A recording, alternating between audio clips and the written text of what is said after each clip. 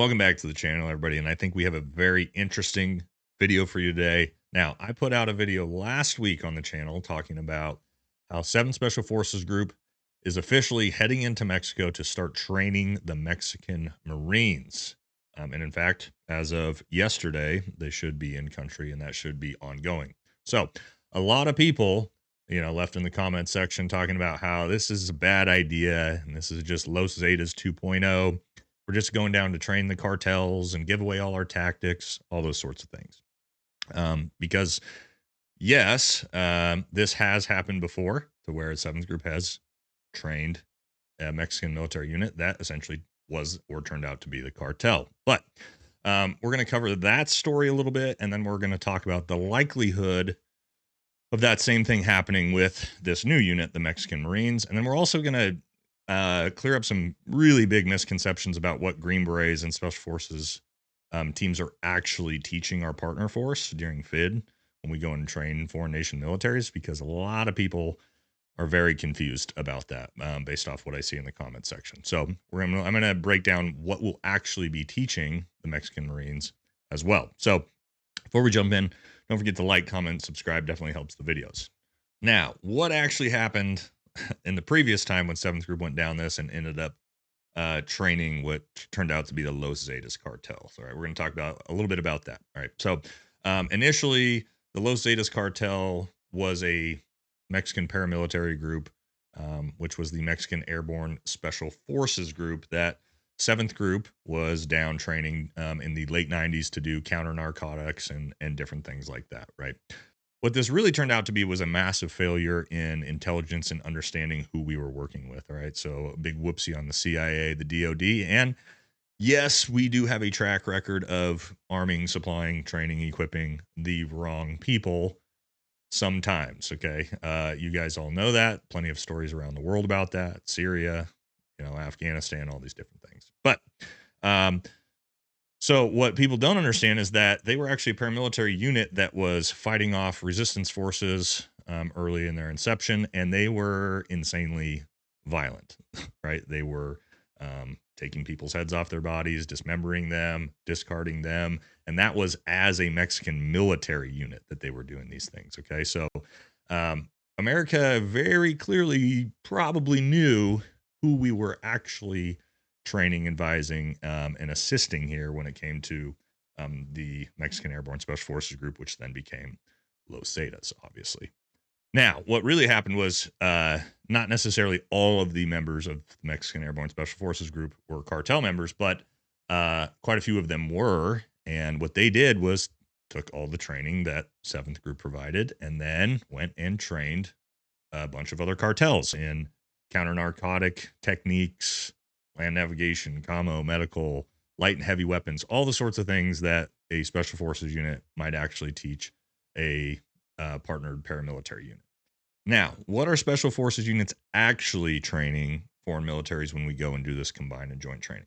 Before we jump into that, give me about 60 seconds of your time. If you guys are looking to get in shape, tactical or performance-based fitness, functional shape, our partners over at Modern Athlete Strength, it's the programming I use for my physical fitness. Got a shout out to them. All right, guys, I'm here to talk about our partners over at Modern Athlete Strength, the premier online tactical and performance-based fitness coaching app. All right, if you don't already know about Modern Athlete Strength, it's the weightlifting program and conditioning program that I use, and a lot of military, special ops, police officers, fire department are all going the route of performance-based functional fitness. So if you're not sure where to start, this app is fantastic. It lays everything out for you. You have online coaches you can talk to directly, modify programming. All right, it's gonna get you in the best shape of your life, right? So it's a lot more than just heading in, working on some beach muscles. You're actually gonna be functionally fit, be able to protect yourself, protect your family, and you're gonna look good as well. Head on over, check out our programming, become part of the community. Let's do it.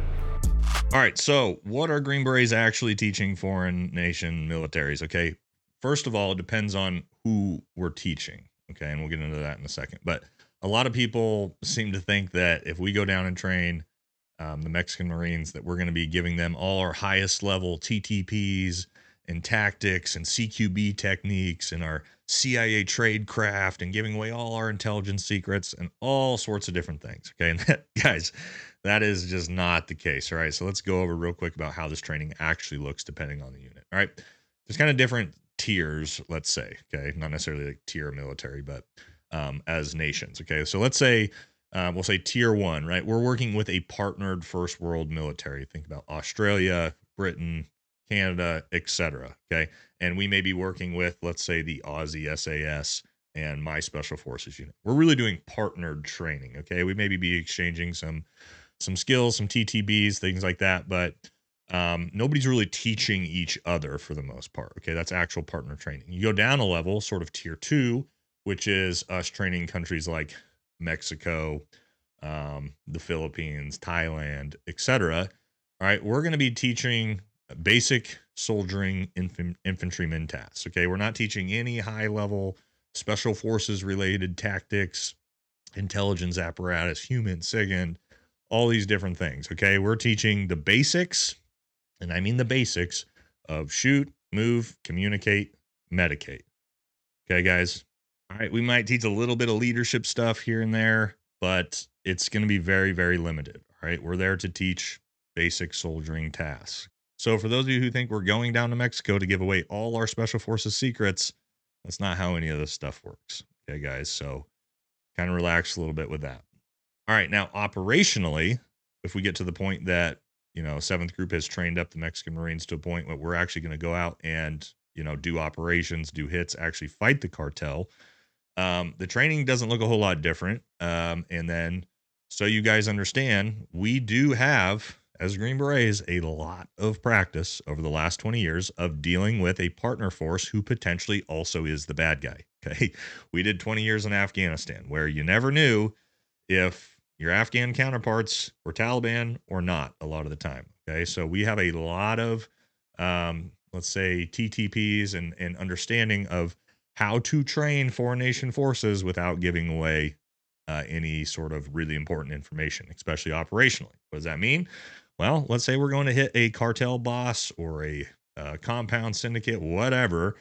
Okay. The likelihood that we're going to actually share that information, that intelligence with the Mexican Marines before we go do it, pretty non-existent. Why? We know what this looks like from Afghanistan.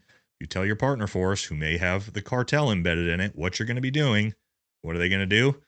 Call up their buddies in the cartel and say, hey, we're coming to your door at this time on this day. Okay. So again, guys, we do have a lot of practice at mitigating these types of things. But at the same time, we also don't decide who we work with. Okay. And if you are working with a unit like the original Mexican Airborne Special Forces group that were basically just already the cartel, yeah, the likelihood is very high. All right. So next we need to talk about who we're going to actually be working with, and that is the Mexican Marines. Okay. So we're going to talk about who they are, the way they're broken down, and also likelihoods of whether or not this is just going to turn into Los Zetas 2.0.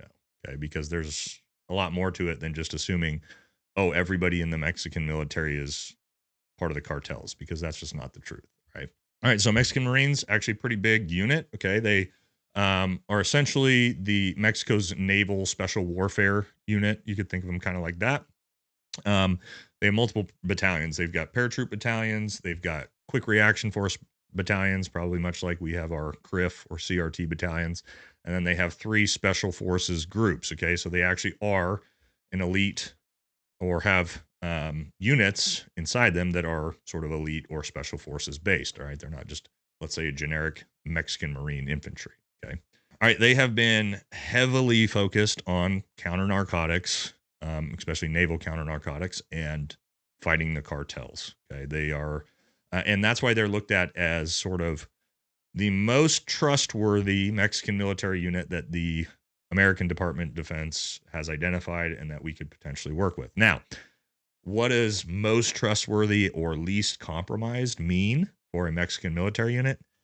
I don't know, guys. I mean, you know, does that mean that like there are no cartel members embedded within the units? I highly doubt that. I would imagine there's still plenty, just like there is all the way out through the government and politics and businesses and the economy and everywhere you look in Mexico. But These guys have been running operations against the cartels for a long time and have been fairly successful at it. Okay, so the cartels don't like the Mexican Marine units either. Now, does that mean that they're impervious to potentially taking our training and then taking it to the cartels? That's the biggest concern, right? Well, unfortunately, no, because the Mexican Marines, like Los Zetas, not as an entire unit, but have had some trouble in the past following training with U.S. Special Forces units. Okay. So there was a story, and actually, I'll pull it up for you guys. You can see that the Mexican Marines, about 30 of them who were trained by the United States military, then got into human trafficking. So, not great, right? We'll take a look at that real quick. All right, as you guys can see here, story. I think this was in 2021, so fairly recently. Mexico's elite Marines got U.S. training while accused of disappearing people. All right, and as the story goes, almost 24 elite Mexican Marines received training from the United States before, and in some cases after, they were accused of kidnapping civilians who were never seen again, according to documents and people familiar with the case. All right, so as we move down here, says, but now some of the Mexican soldiers most trusted, like I said, by the United States, stand accused of committing atrocities. At least 22 of the 30 Marines who are currently in Mexican prison charged with forcibly disappearing 4 missing civilians received training from the United States. More Marines could be arrested yet. Mexico Attorney General Office has opened a total of 34 investigations into forced disappearances of almost 50 people.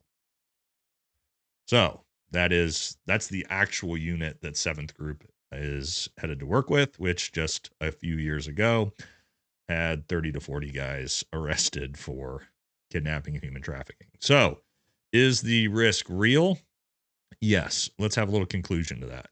Should we do it? Should we not do it? Here's the reality of the way I look at it, guys. We can't do nothing. And a lot of people are like, well, there's more than just those two options. I mean, there's do nothing, which we did, and then there's try something. Right now, we're in the try something mode. Okay. We're going to go down there. We're going to try to basically train, advise, assist the most trustworthy Mexican Special Forces unit to hopefully be able to go operational with them and start combating the cartels on the Mexican side of the border. Is it going to work? I don't know. Is it going to be effective? I don't know. Is it going to backfire in our face? Maybe. We'll have to see. But at least we're trying something. All right. So is this going to be successful? I mean, we're just going to have to wait and see, guys. I mean, could this blow up and backfire in our face? Maybe. I don't know. But as of now, we do have 7 Special Forces Group in Mexico training Mexican Marines, working in tandem for combined joint training. And we'll have to wait and see. What does that mean operationally? I think it's still going to be a while before we see anything on an operational standpoint, but it's the start. And I don't think it's going to draw down from here. I think we're going to probably ramp things up as we build those relationships out with Mexican military units. Probably more and more SOF are going to be headed down there to do more combined joint training. And then eventually, I would assume, operations. We'll just have to wait and see. But hope you guys found this one interesting. Hope this clears up the whole, Los Zetas, what 7th Group's going to be doing, what Green Berets actually do, gives you guys a better understanding of that. So I will catch y'all in the next one, and have a good day.